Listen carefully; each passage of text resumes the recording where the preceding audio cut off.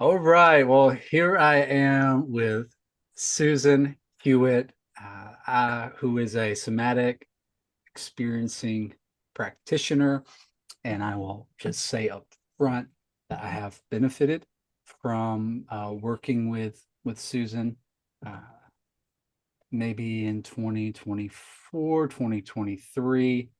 And there was a particular moment in my life where I felt like I hit a brick wall, and I knew that my best writing and my best thinking and my best like talk therapy work I'd been doing just wasn't going to get me through it. And I had a friend recommend Somatic Experiencing to me, and I found Susan, and we did some of this work on Zoom. And so I wanted to just introduce you, Susan, to my community, and give you the chance to talk about yourself some and somatic experiencing. So here we are. Take it away, Susan. I'm so happy to be with you. And I actually am a talk therapist by my original training, but I got to the point where I felt like, and perhaps you feel the same way, that talking about things doesn't necessarily change things. And I really started believing that insight doesn't equate to change. And along the way, somewhere around 2008, I learned about the work of Peter Levine and somatic experiencing. And your guys might enjoy knowing about his first book, Waking the Tiger, not necessarily his best book, but his original work. And it really helps people get a flavor of what somatic experiencing is about.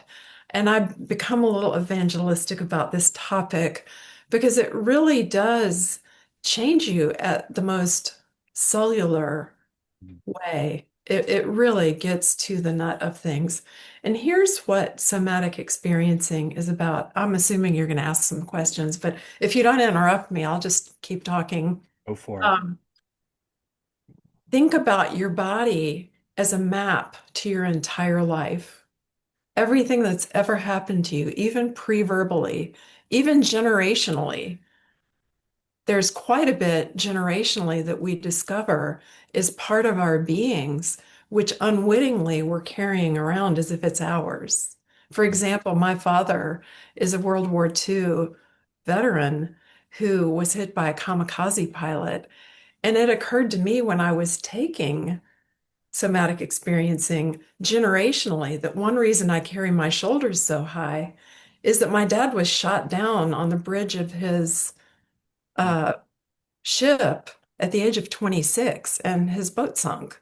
He was the captain of the ship at this very young age. And so he had kids very soon after, and we were all born of his genetic trauma material, unresolved PTSD. And that's the story of our lives. This becomes the story of our lives. As little young people, we're packing away everything that happens to us as if it's in current time. And those little parts of us, I think about it like pop rockets or moon rockets, moon rocks, those candies we had as kids, where when you ate them, they would explode in your mouth. And those are kind of like the energetics of having little encapsulated selves all throughout. We might have a little 3-year-old memory or a pre-verbal memory or a 5-year-old memory or 11-year-old memory. It could be sexual abuse. Mm. It could be bullying in school, being made fun of. It could be some setback that just got parked here. Those things lie in wait and they get triggered when we're under stress.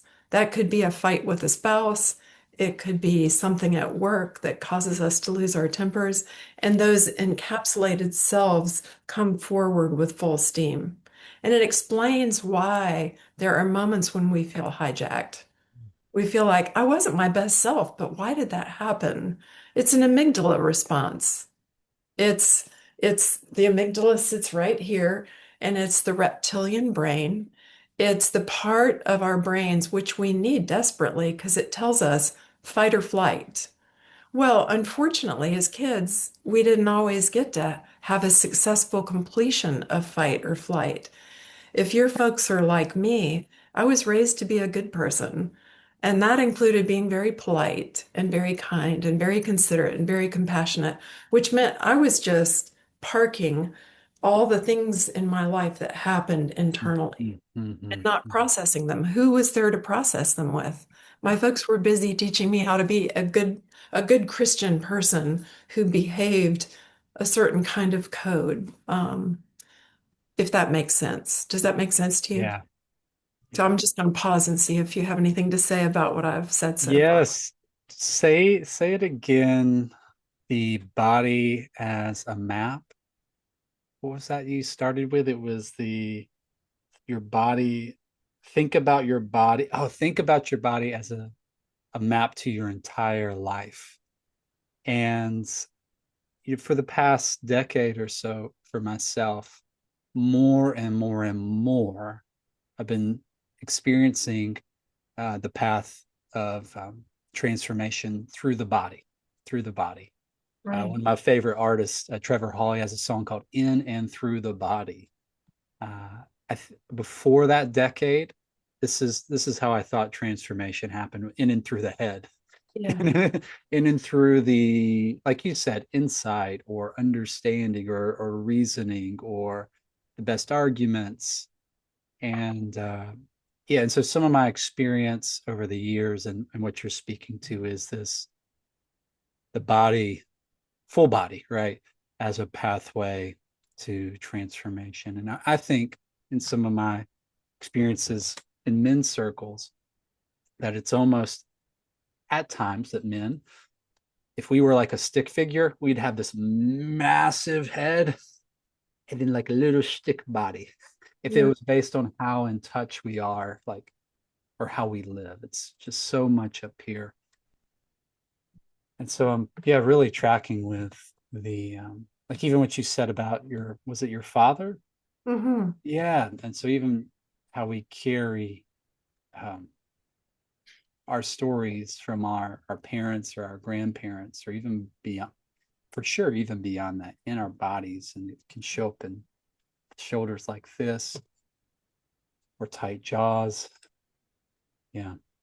Well, and I have so much compassion for men who, even in the year 2026, many still find that it's not okay to reach out for help. And it's the way we're socialized or educated. Don't show that you need help. It's a sign of weakness. I'm putting that in air quotes because I don't agree with that. But unfortunately, men or women who believe that it's a sign of weakness to reach out just let these things park their whole lives. And how do they deal with it? All kinds of workarounds. There's Netflix, there's shopping, there's phones, there's video games, there's porn, Mhm. uh, all kinds of addictions, sweets, food. We bury ourselves all kinds of ways. And these are strategies that formed early on to deal with things in life that were painful. How did we deal with them? We did workarounds. I buried myself in books as a kid and food. Mine is food. I come from you know that I'm active in 12 step. I come from a functional alcoholic family system. My dad did become a functional alcoholic because he had the unresolved PTSD in World War II.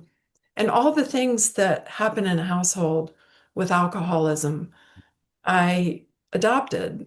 And so we form strategies to get by, to get through that just live with us. How does that manifest as adults? Unfortunately, the older we get, the less our bodies are willing to schlep all that stuff around. That's a therapeutic word, schlep, but you know what I mean. And so sometimes people have chronic migraines, Yeah. GI distress, blood pressure issues. Many times people end up in my care and probably yours as well, because the doctor has said, you've got to talk to somebody. Mhm. You've got to let some of this out.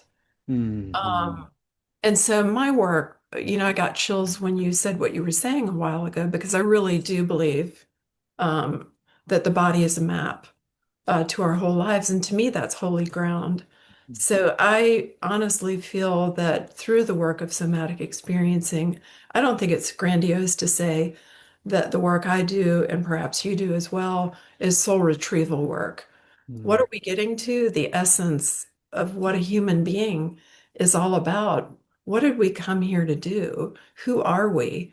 Well, all these strategies that we picked up as kids, I learned how to be a good girl, a high performer. Was that a good thing or a bad thing? Mostly a good thing.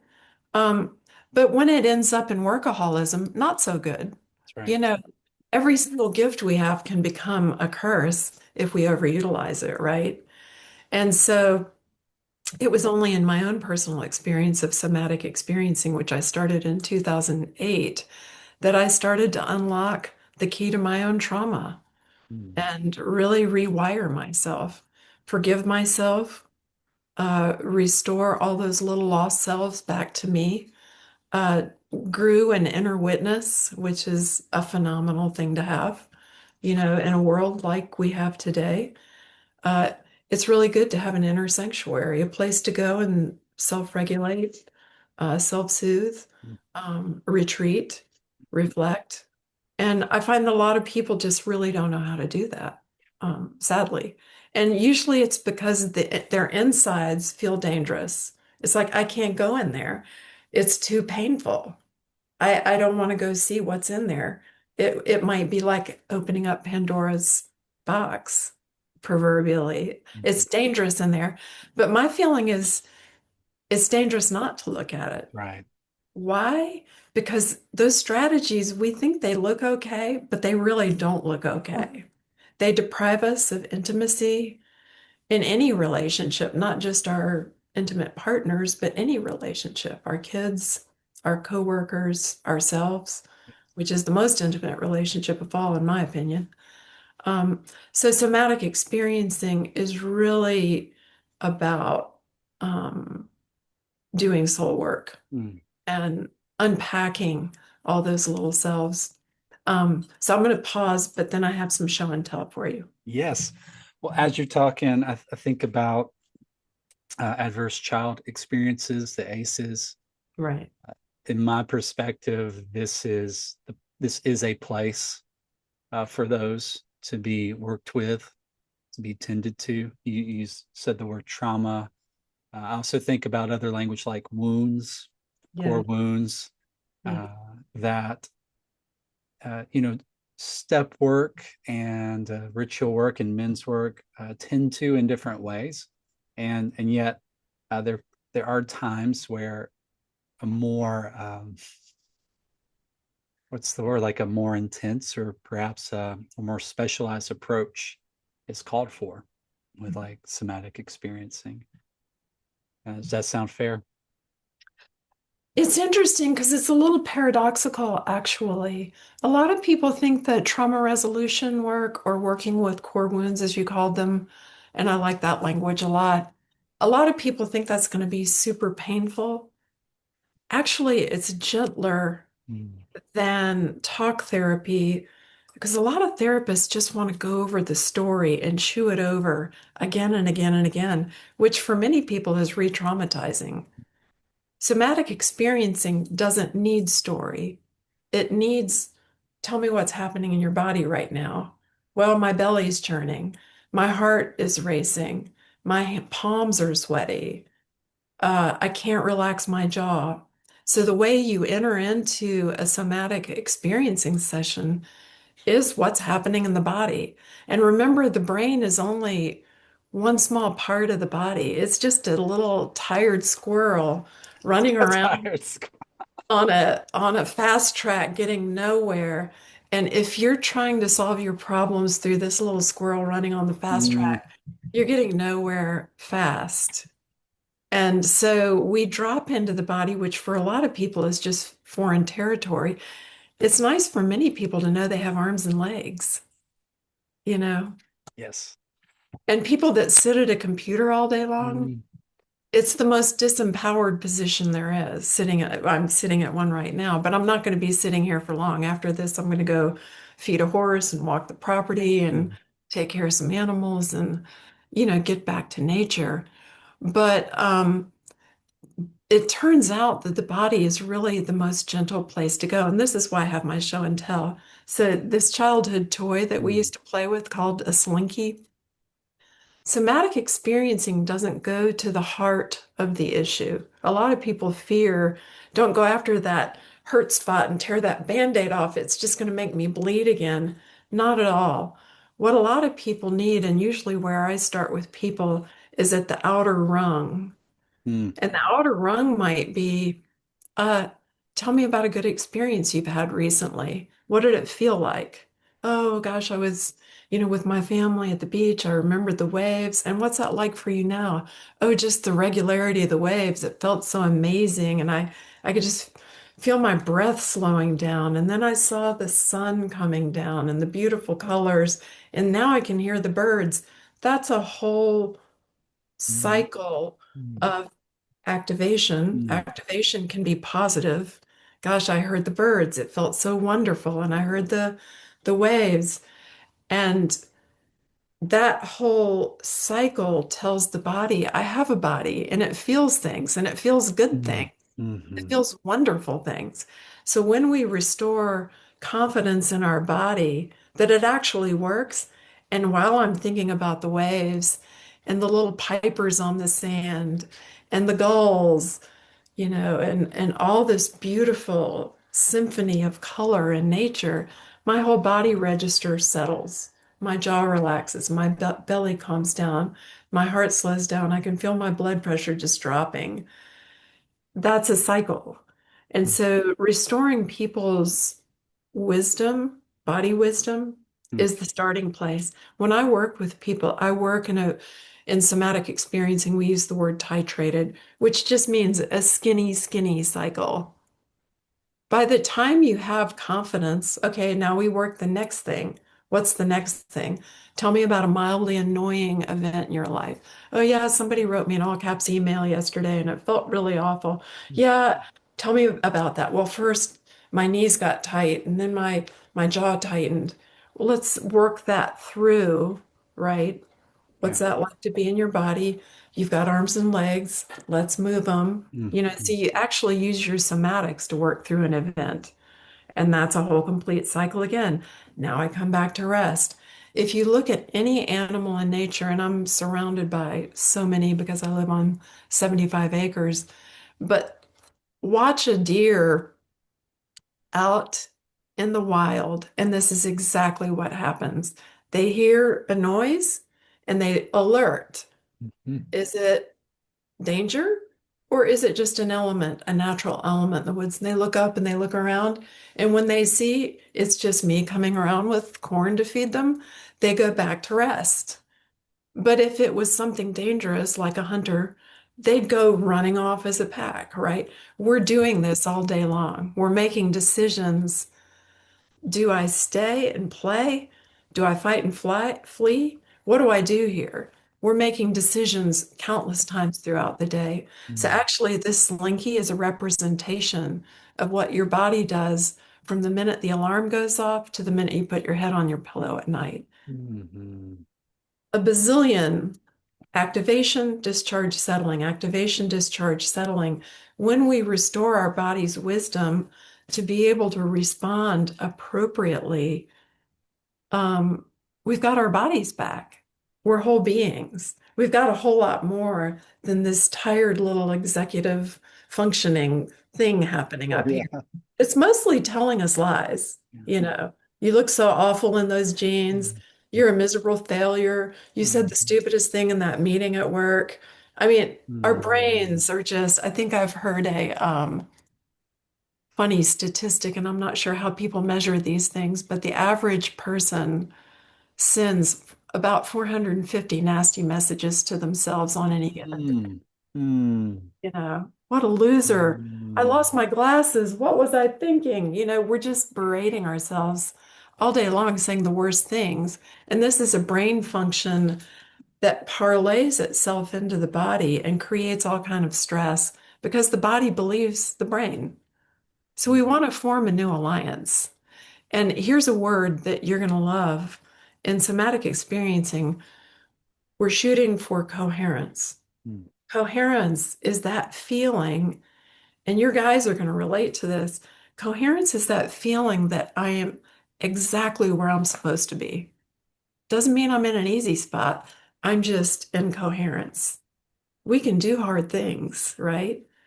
When our body, mind, soul, spirit, belly, I say to people, what does the little place behind your belly button have to say about this? That's the part that speaks truth. That's the emotional Mm, brain, the gut brain. mm, mm. Gut brain is really wanting to talk to you if you will slow down long enough and quit yelling at it and listen. Everything on our body wants to say something to us, our muscles, our joints, our bones. And many of us have chronic pain because we haven't been listening. We've just been packing it in there.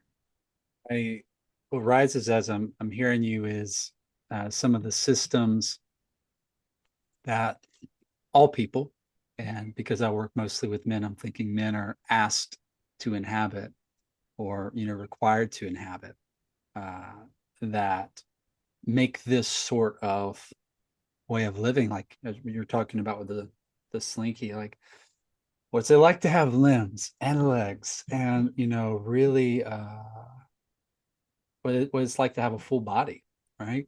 And not just live top heavy up here. And I just, as I hear you talk, there's just some compassion. I hear the compassion in this, Mm. that it's not easy, and a lot of the programs that uh, men have asked to participate in, or you've been required by culture, uh, have not really facilitated that.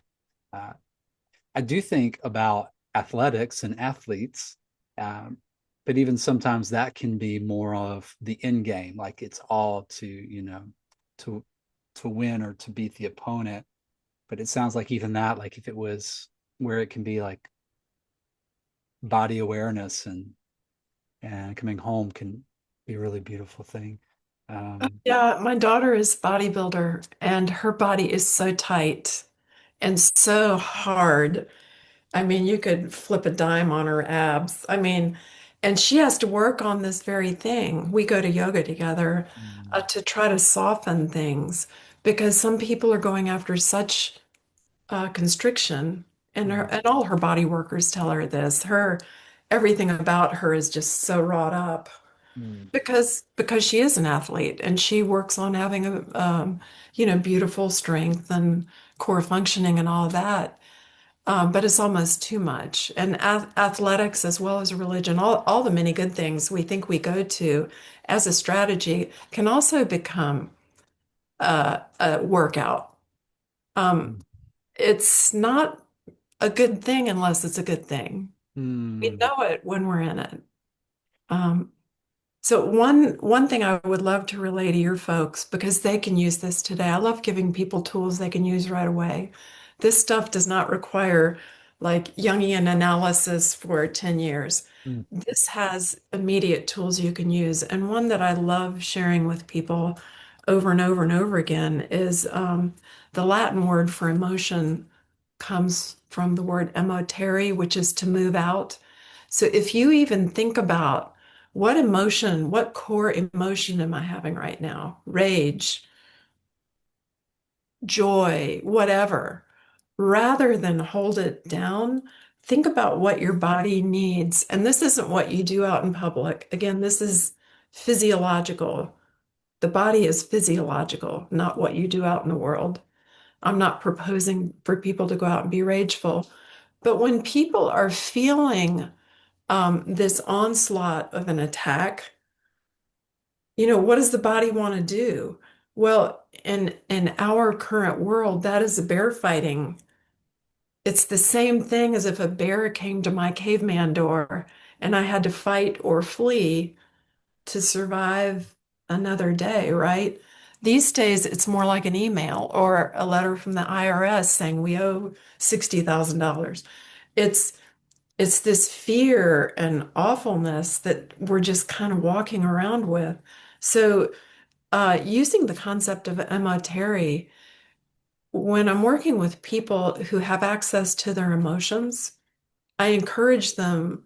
to interview the emotion and do what the emotion is asking them to do. Mm, So if somebody's under, I work with a lot of investment bankers. I work with a lot of people because I have a corporate background. I work with a lot of people who come from that world. And let me tell you, there's a lot of abuse that goes on in the corporate mm, world. Belittling, um, backbiting. I mean, I'm sure you know this. And it's today's version of bear fighting, except we're supposed to take it and behave well in the corporate world. So we just pack it in and then we go home to our spouses and then we have to behave well some more. So where do we take all this stuff? So I'm usually trying to talk people into a really good aerobic workout, mm. running, racquetball. Even if you go to the grocery store and you have to bang the grocery carts into the grocery cart, Yeah. do something that rattles your bones and works all this physiology out. I really honestly believe it explains the aggressive driving we see now and the road rage. Mm, I don't think people know what to do with all of this stuff. yeah. Even just read the news and you feel like you have bear fighting energy coming at you. And so I have a ton of compassion for what people are walking around with. And this honestly is the seat of disease. Disease comes from dis-ease. We're not at ease with ourselves. And so our bodies have to shut down some way or another. So we get sick. Yes. We get sick and we fall prey to, I hear that the American Medical Association's list of diagnoses are 88% stress related. And so we're like the frog in the kettle. We're in a pot of boiling water and we don't even know it, Mm, right? hmm. Yes. So the other show and tell I wanted to share with you that I'm a visual thinker, so I love show and I tell. love them. This is a pad of Post-its. And so if you think about the map of any story, the way Disney used to map out his frames to his Disney movies, I think I saw Walt Disney actually show this one time. Each frame of a movie is this is like a fast motion movie, right? If I speed it up, you see Mickey running across the room to meet Minnie, right? But one frame is just this.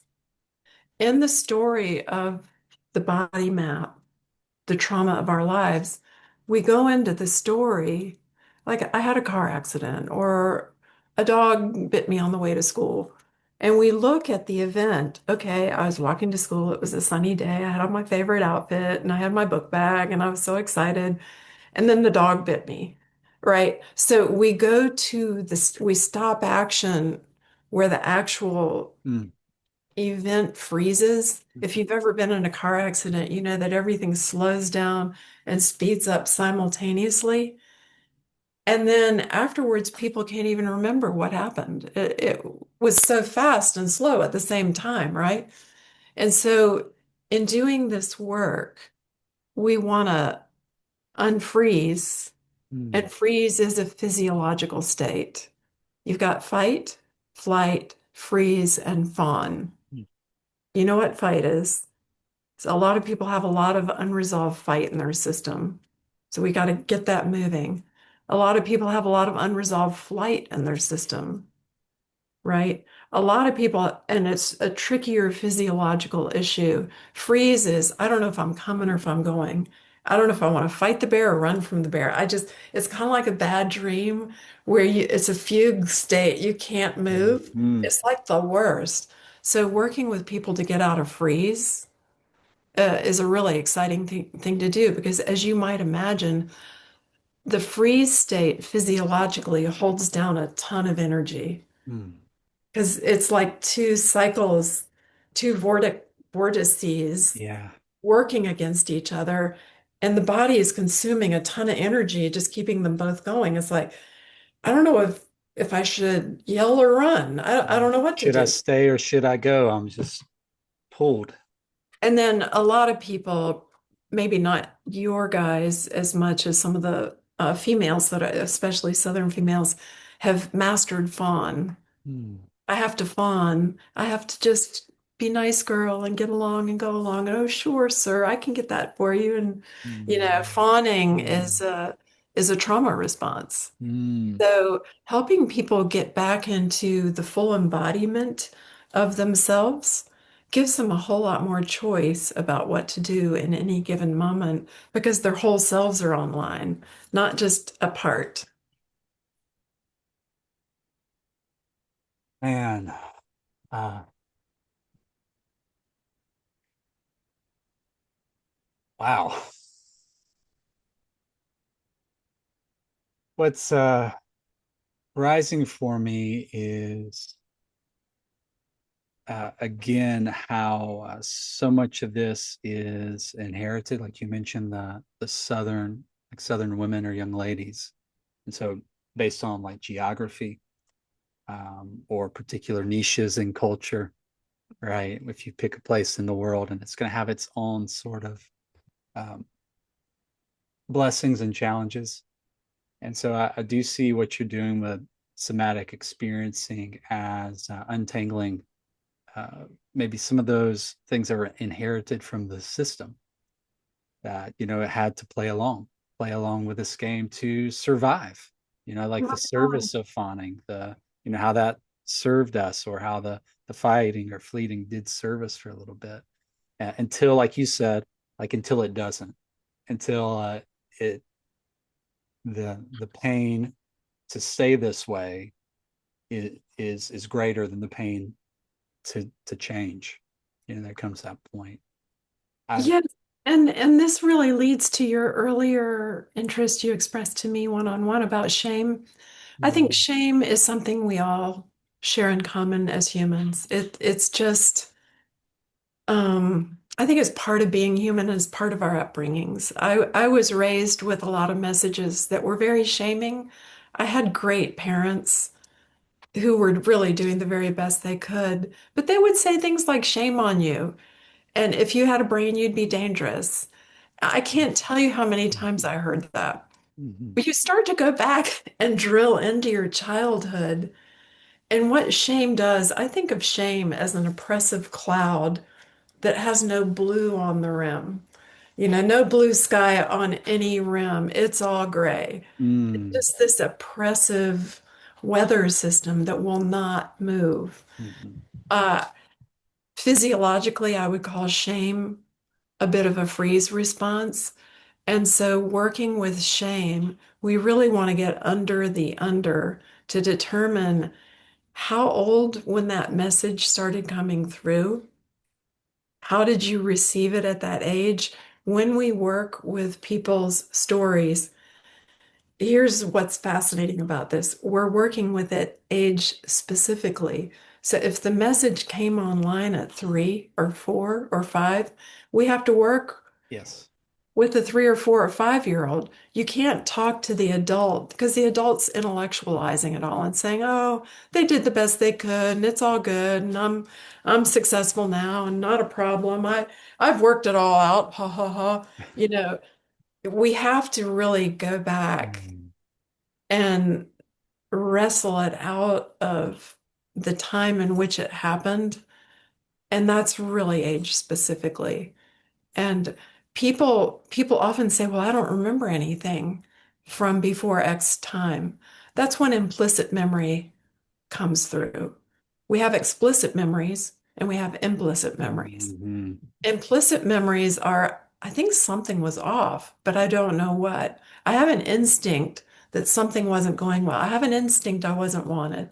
I had an instinct my mother didn't care about me. I had an instinct. I can't prove it because she did all the right things, or he did, my dad did all the right things, but I just have this instinct. That's implicit memory. And again, somatic experiencing doesn't need the story. Oftentimes people have told the stories. I can almost tell when I talk to somebody, this is my 400th retelling of my trauma story. mm, And it hasn't moved. It's mm, just there mhm, as a book report, yeah. very two-dimensional. Mhm, But when you kind of gently, because we go very in a very titrated way. When you go gently into that story and very compassionately and really interview, find out what age were you when that happened, what was happening. Uh, bring in some compassion for that little one who was mostly gutting through on their own. Mhm. You know, Mhm. I have one client I have so much compassion for. She's out in Colorado. She's actually a retired nun. When she was little, she got a nail in her foot somehow. Little girl, 4 or 5. And she called her mom, or the school called her mom. And she still has these words in her head, and she's in her 70s now. Her mom said, walk on it. Just walk home, walk on it. And to this day, she On still it. has in her head, walk on it. Mm. There's no compassion for the wounded. You Mm. just carry on. Carry on And softly. Yeah. it's still in her. That's a shame response. So we've had to do a lot of work to go back and restore her wisdom and her self-compassion because now she doesn't even allow herself to have complaints or have needs. That's what shame does. Mm. Shame says you're worthless, you're not allowed to have needs, you're not allowed to express yourself. Again, think of it as a dark cloud hanging over the whole works. It just shuts everything Mm. down. Mhm. And so you could be partnered with the very best person in the whole world and unable to communicate. I have a basic need here. Why? Because you were never allowed to have a basic need. Nobody honored that or celebrated it or responded to it or attuned to it. You know, healthy relationship is basically made up of someone attuning to your needs, someone caring enough not only to attune to your needs, but actually want to meet you where that need is. How can I partner with you to resolve this? And then someone who has capacity to hold the charge and help deal with the issue. Like if I had a nail in my foot, my mom would say, "Oh, honey, let me come get you. What else can I do? What do you need? Do you want to soak it? What else?" There's just so many of us raised during certain generations that didn't get that kind of care. Yes. Yeah. As you're saying that, Susan, I think of a quote by Richard Rohr. I'm a part of Illumin, a national men's organization that he founded. Uh, and he has this quote where he says, "The pain we do not transform, we transmit." And so I think this is really key in the men's work I do to go to these places of of pain uh, for our sakes, for sure, for our relationship with ourselves, but also in order to become good ancestors, to not pass this on, uh, Yeah. to not let our unfinished work be the work our children or grandchildren have to do for us.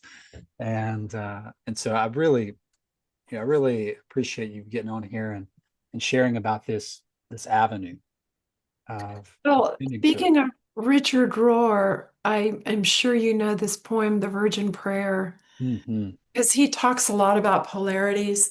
And the Virgin Prayer is so lovely because it's very much SE compatible, Mm. which is when we're not thinking about right or wrong, good or bad, Republican or Democrat, gay or straight, male or female, when we lose all the polarities and we quit assigning value to ourselves by all these labels, I really try to help people de-label themselves. At the end of this beautiful poem, it gets to the fact that we're our core blank selves. And at that point, we can be written on.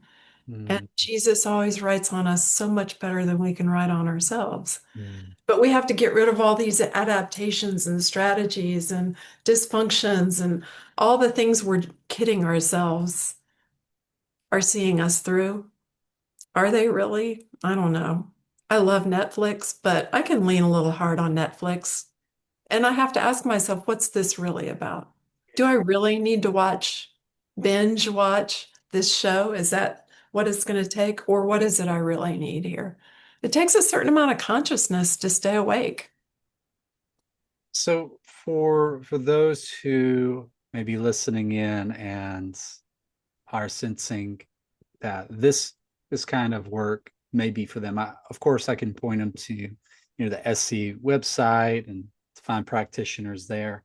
Is there is there somewhere you'd point them to, or how they could get in touch with you? I know you mentioned your website maybe getting under construction. So yeah, how would they find out more? Peter Levine's book, Waking the Tiger, is a great book. Um, I could provide you a bibliography really of great, there's so much being written about this topic now that's wonderful. And Peter Levine is an MD, and he, in coming up with somatic experiencing, this is what's so cool. He studied every major therapeutic construct. And so a lot of people who engage with SE find that it reminds them of this and that, and a little bit of this and a little bit of that, because it's not a formulaic paint by numbers sort of approach. It's a way of thinking about the body. Hmm. And so when you think about people like Bessel van der Kolk, who writes, The body keeps the score. there you go. But you would probably know the bibliography as well as I do. There's so many books on this topic now that really help us know that brains are full of neuroplasticity. Brains change their minds all the time. We can change our mind from A plus B equals C to A plus B equals D. We really can. It just takes some practice. And so there's just a lot of work out there supporting this. I think, I can give you some books. You've got my contact information. Don't go to my website, it's horrible.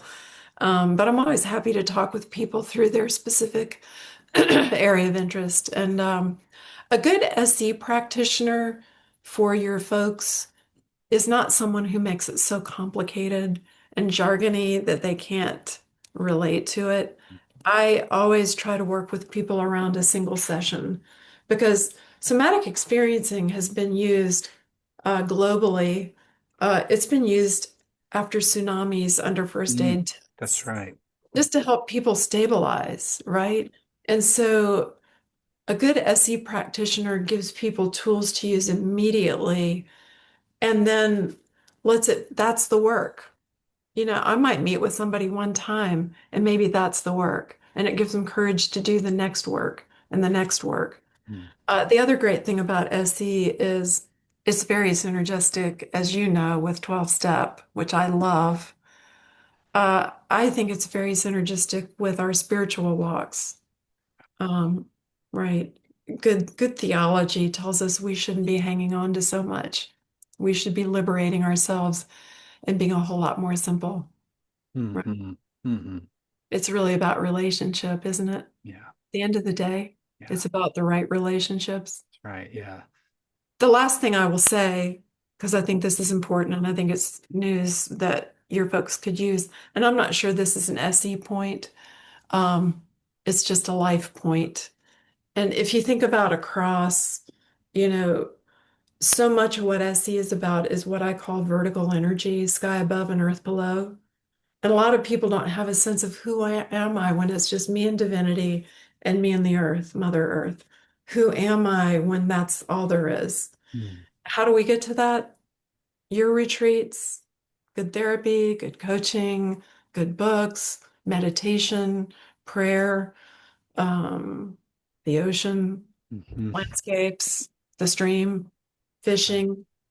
Monastic practices are the vertical energy of life. And I find that most people I work with are so crowded with active households and kids and senior parents and jobs to conduct and marriages to have. They don't know if they're coming or going. So there is no vertical energy. Mm, mm, Um, so then you have the horizontal energy. If people are saying to themselves, well, at the end of the day, I'm going to have some meditation time, I don't think it works that way. I don't think we get to vertical energy after a busy day. mm, I think the day should start with vertical energy. What holds us to this core self?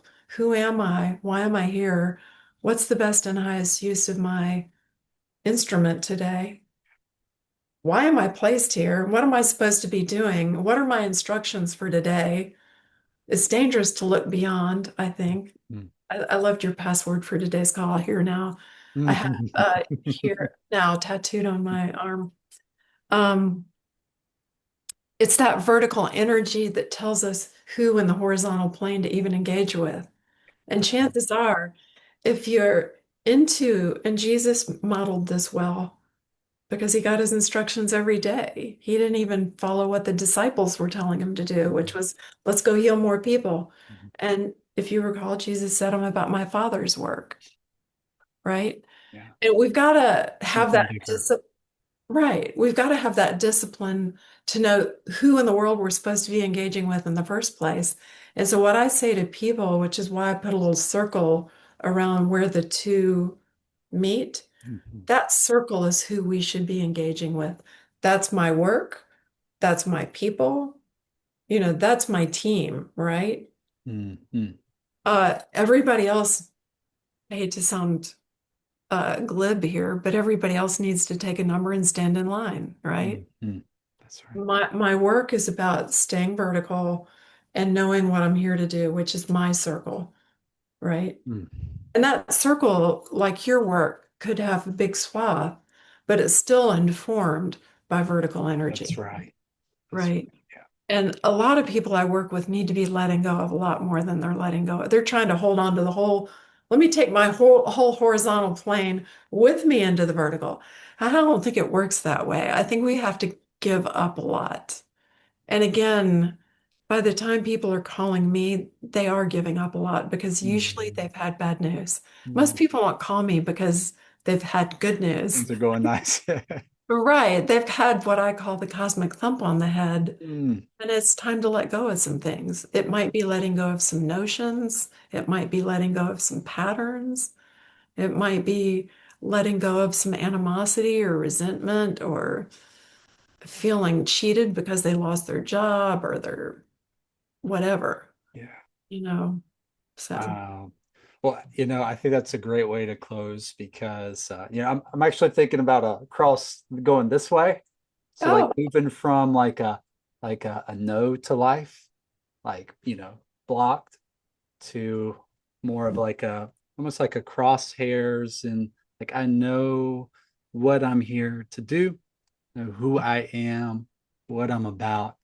And I think that's a beautiful way to frame it in that it's we're more about we're not simply about healing. We're not simply about uh, fixing or let's get over this particular problem. You know that cross illustration you're sharing is like this is a way of being. Like who am I? How am I connected? How do I show up in the world? What matters to me? And so that's the good stuff. And in this particular time we need as many people as we can who are living from that circle. and that's why I see such a tie-in with 12 step because if we're working our inventories, if we're still staying really pure to the work, we're letting go of stuff all the time. Mm-hmm. Mm-hmm.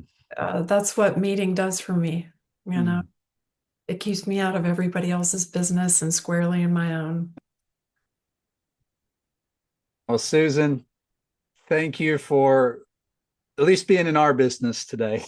Sure. I love who is it that said we need to be about making good trouble? That's right.